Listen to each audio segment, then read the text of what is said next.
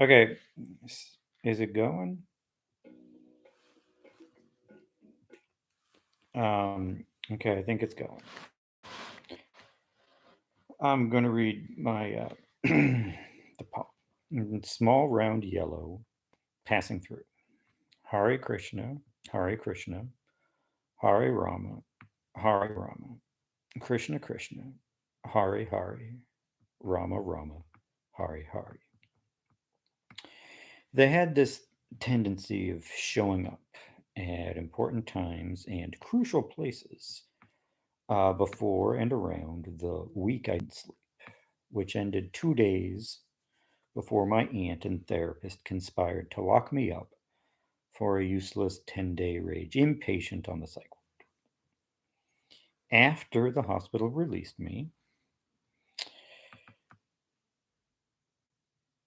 I wandered over to 22 Second Avenue, uh, a sort of shrine where Hare Krishnas started out in America. It was closed up when I arrived, but displayed in their window were these figures, a small round yellow for soul, passing from fetus to baby, child to teenager, young adult to middle age, over the hill to old, dying to decay. After staring amazed at the crude figures, I started slumping home, with winter wind penetrating my clothes and even skin to brace my bones. I remembered in a flash, not just the time I'd seen their kirtan on the same Broadway and Western intersection, but passing two of their monks further uptown, standing witness as I sprinted past on my eighth sleepless night, plenty to draw anyone insane.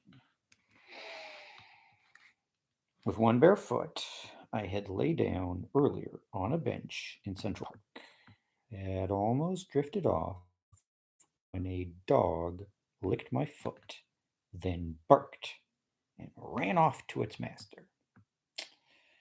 It was obvious. This dog brought a message from death.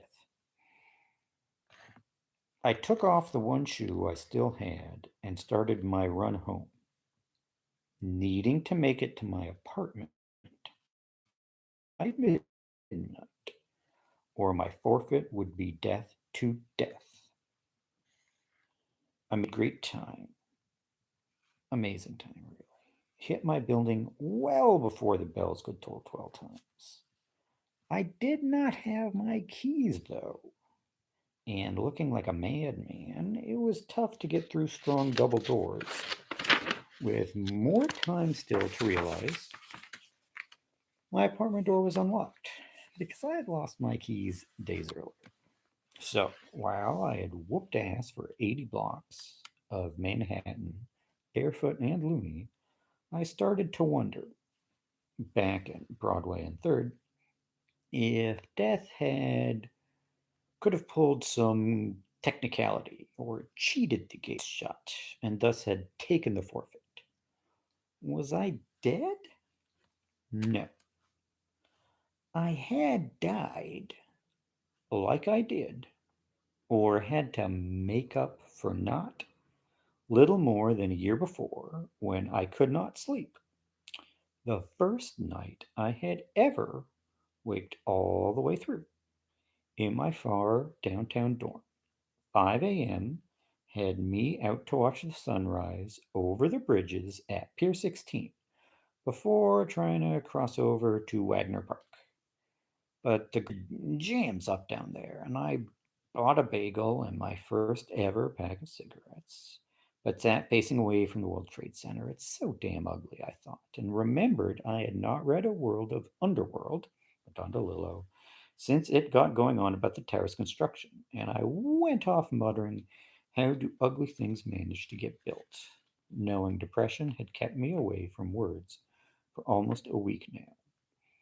I threw my garbage I threw away my garbage looking up at the two ugly heights. Well, I could get a good view from the top, and the towers would not block the city as I would be in them, but decided it was too early and I felt a little tired. So meandered the 10 minutes back to my slowly waking dorm and my 26th floor room where I listened to Abbey Road and then thought I could lie down. There was a muffled rumble. My roommate's alarm went off, but he had woken up at the rumble. Both a little apprehensive, we waited, and then again there was a muffled rumble, which shook the wall. And he says, "Was that an earthquake?" They don't have earthquakes here. Indecision, indecisiveness, he says. I think I want to sleep through whatever happens next. Confusion, dawning apprehension. We went to our friend's room, which faced the World Trade Center, where we saw the epicenters of those two earthquakes we heard, and people falling like dots falling, almost lost in the papers and debris. The TV was delayed off the live feed through two dust roars, asbestos and charred flesh flying into and over and past the window. It was closed. I don't know what all it kept out. Certainly not the long over earthquake rumble sound.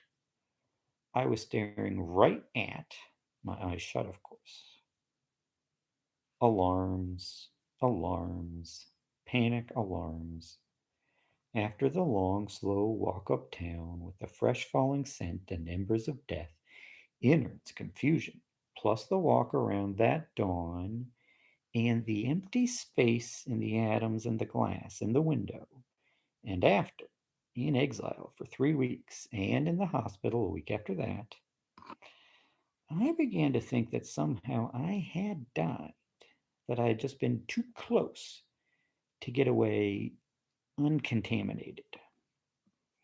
So I had that, and I had the race with death, and I was still alive, but I might have died. I later went to three Hare Krishna deals, all at 22 Second Avenue. I have a problem with organized religion. That's okay, we're very disorganized. I laughed, but knew I could not come back because I'd start believing them, shave my head, and dance kirtan, so freeing I had to leave. So I do not know if, as they say, dying is shedding one body for another. But 2 years later, graduated, when I got married, it was a ceremony for my small round yellow for soul passing into new flesh, new life, as it must have done before. Those figures in the window cannot leave my sight.